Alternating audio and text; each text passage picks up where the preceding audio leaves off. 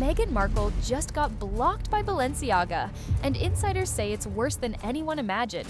The Duchess's attempt at a quiet luxury comeback just turned into a full-blown fashion exile that no PR team can spin. But this goes way deeper than a dress. And trust me, I've got every shocking detail behind the block. Let's rewind to Paris, the city of light, ego, and expensive fabric. Meghan Markle arrived at her supposed comeback moment, gliding onto the red carpet in a sculpted black gown that whispered Balenciaga from every fold. Exaggerated shoulders, tight waist, glossy minimalism, it screamed, "I belong." Except, she didn't. The gown wasn't Balenciaga at all. It was an imitation, a suspiciously familiar creation from a Beverly Hills atelier known more for red carpet inspiration than originality.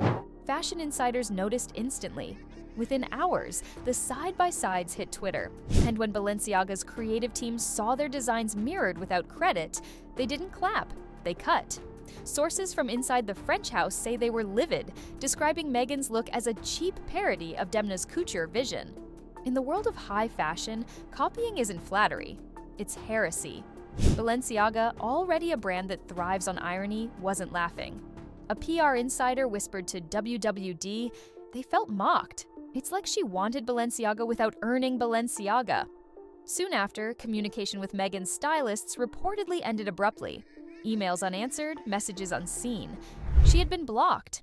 Not metaphorically, but digitally. And in the world of luxury PR, silence is the loudest statement of all. Because when Balenciaga ghosts you, it's not just about a dress, it's about status, access, and credibility. Overnight, Meghan's image as the ambassador of quiet refinement was shredded into meme material. From Balenciaga on a budget to Wish.com couture, Twitter turned her into a punchline. And for someone who's built her empire on optics, that's not just a bruise, it's a branding disaster. Meghan had one mission: to look like money without begging for it. For months, insiders say she'd been obsessed with Balenciaga's aesthetic.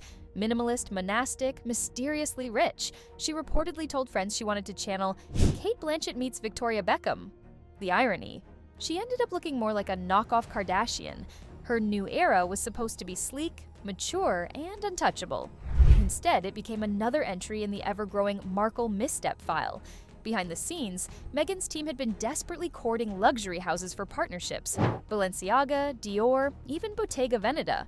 But the Balenciaga block hit hardest. According to one Paris fashion insider, she thought this would be her second coming, a redemption from the Netflix noise and Spotify flop.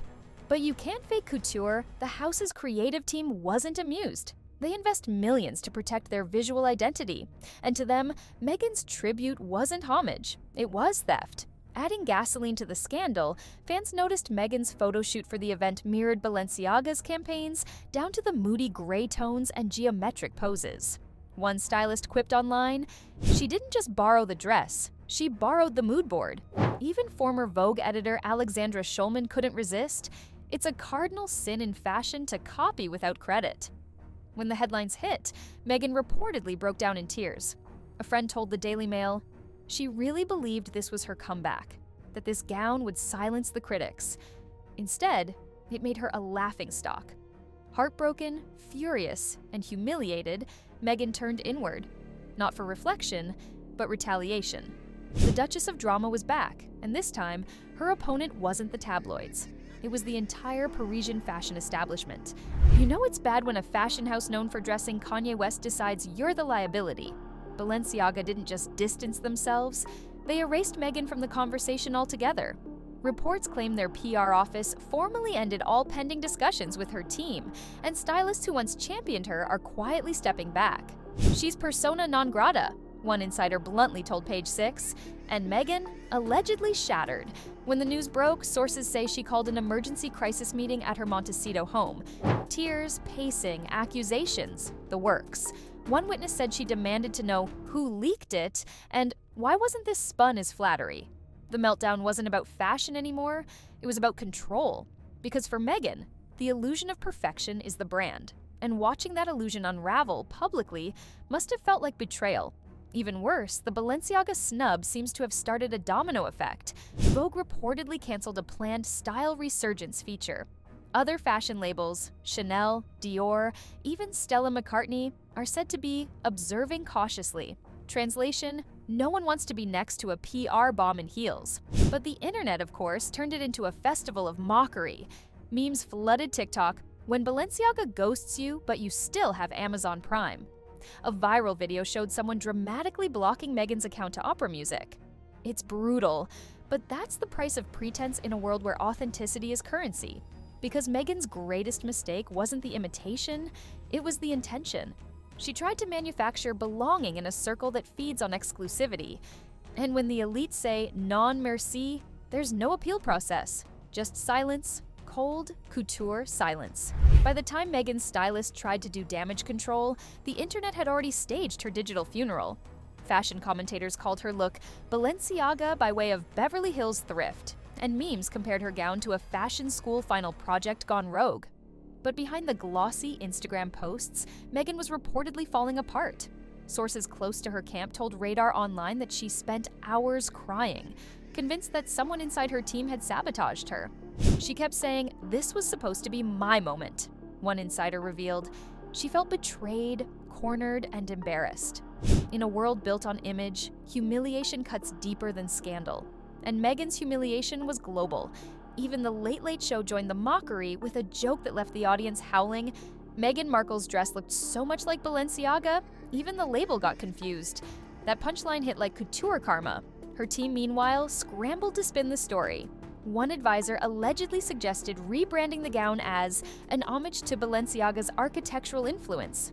Meghan loved it. She wanted to release a statement claiming artistic inspiration, not imitation. But her publicists shot it down. "The more she speaks," one said, "the worse it gets." They weren't wrong. Every attempt at reinvention seemed to boomerang back into backlash.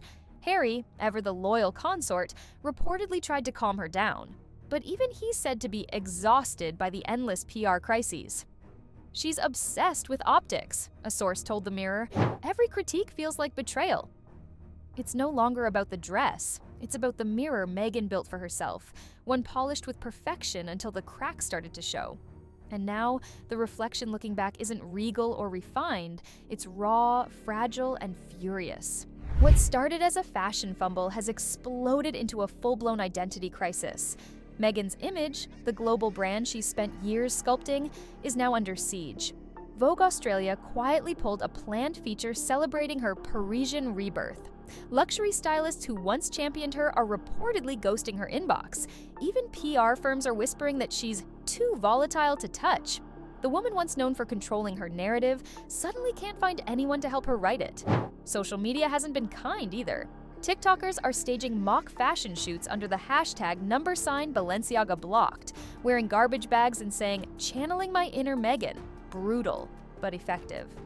In today's culture, perception is reality, and right now, Meghan's reality looks like a brand in free fall. The irony? Her entire quiet luxury phase was designed to prove she'd evolved, that she was above the noise.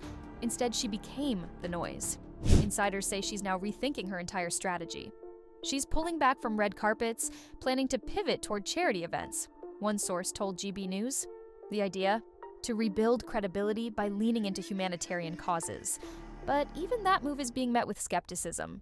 Critics point out that every time Meghan faces backlash, she rebrands herself as an activist. "It's a pattern," one royal commentator sighed. "People see through it now." It's a painful paradox. The harder Meghan tries to project authenticity, the more artificial she seems, because true elegance, in fashion or in life, doesn't demand attention. It earns it. And somewhere between the glossy press photos and crisis calls, Meghan Markle forgot that. The result? An implosion not of style, but of self. And so here we are, the Duchess of Drama, once again standing outside the gates she desperately wanted to enter. The royals may have iced her out years ago, but the fashion world's rejection cuts far deeper. Titles can be ignored, but taste? That's supposed to be eternal.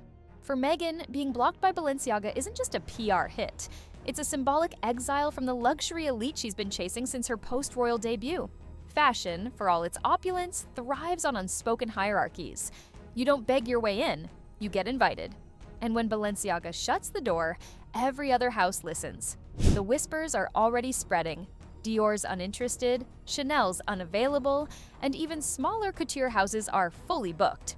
Translation: Meghan's not on the guest list anymore. At home, she's reportedly gone quiet. No Instagram comebacks, no statements, just strategists pacing the Montecito floors. She's been here before, after Oprah, after Spotify, after every backlash that promised to end her. But this one's different. This one strikes at the core of who she wants to be, a symbol of refined rebellion. And yet, what's more rebellious than being shunned by the very establishment you tried to mimic? Maybe this is Meghan's reckoning, or her rebirth. The same woman who fought her way through royal protocol is now fighting to stay relevant in couture circles. And in that fight, she may discover that the loudest form of luxury isn't Balenciaga silence, it's self-acceptance. So, what's next for Meghan Markle, the woman who wanted to redefine luxury but became its latest cautionary tale? Maybe the true lesson isn't about fashion at all. Maybe it's about knowing when imitation stops being flattery and starts being farce. Until then, Balenciaga's block remains legendary,